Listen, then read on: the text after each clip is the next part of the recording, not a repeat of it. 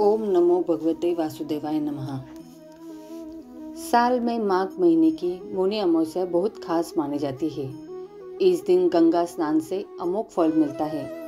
जाने मौनी अमावस्या 9 या 10 फरवरी कब है, सही तारीख और मुहूर्त। माघ महीने में गंगा स्नान का विशेष महत्व है। खासकर माघी अमावस्या यानी मौनी अमावस्या पर गंगा में आस्था की डुबकी लगाने से व्यक्ति के जन्मों जन्मांतर के पाप धुल जाते हैं। इस व्रत में मुनियों सा आचरण किया जाता है, इसलिए इसे मौनी अमावस्या के नाम से जाना जाता है। साल में यही एकमात्र ऐसी अमावस्या है जिसमें मौन व्रत कर जप तप पूजा पाठ करने से पितरों शनि दोष से छुटकारा मिलता है। इस साल 2024 में माघ अमावस्या की सही तारीख स्नान दान मुहूर्त जानते हैं। पंचांग के अनुसार मौनी अमावस्या तिथि की शुरुआत 9 फरवरी 2024 को सुबह 8:02 से होगी। अगले दिन 10 फरवरी 2024 को सुबह 4:28 पर इसकी समाप्ति होगी। हिंदू धर्म में व्रत त्योहार सूर्योदय तिथि से मान्य होता है। मौनी अमावस्या की तिथि 9 फरवरी को सूर्योदय बाद शुरू हो रही है, लेकिन इस पूरे दिन अमावस्या तिथि रहेगी। वही 10 फरवरी को सूर्योदय से पहले खत्म हो जा रही है। ऐसे में मौनी अमावस्या का स्नान पूजा पाठ 9 फरवरी 2024 को करना उत्तम होगा। स्नान दान का समय सुबह 8:02 से सुबह 11:15 तक रहेगा। श्राद्ध कर्म सुबह 11 बजे से दोपहर 3:21 तक रहेगा। मौनी अमावस्या पर गंगा स्नान का महत्व।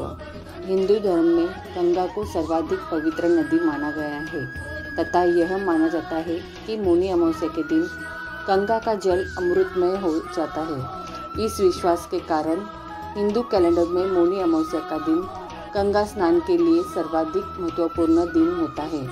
प्रयागराज में मौनी अमावस्या सबसे महत्वपूर्ण गंगा स्नान दिवस है तथा इसे अमृत योग दिवस और कुंभ पर्व दिवस के रूप में माना जाता है।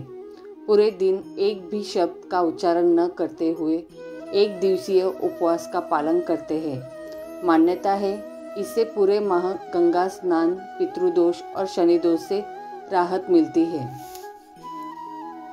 सर्वात सिद्धि योग कौन सा है जानते हैं। मौनी अमावस्या वाले दिन सर्वात सिद्धि योग सुबह 7:05 से लेकर रात के 11:29 तक रहेगा। इस योग में आपके किए गए कार्य सफल सिद्ध होंगे।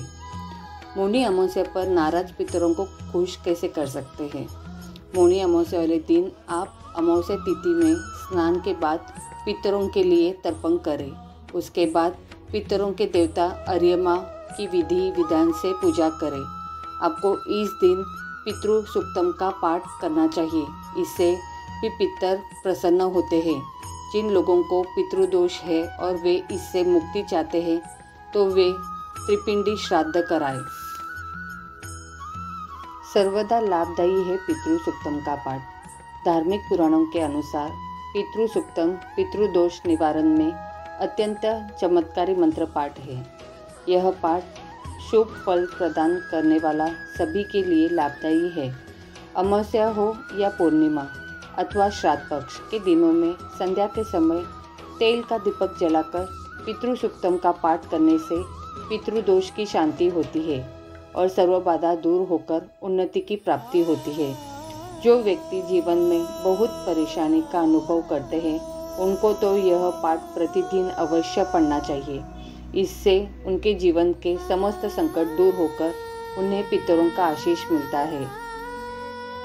मौन रहने का क्या अर्थ है जानते हैं।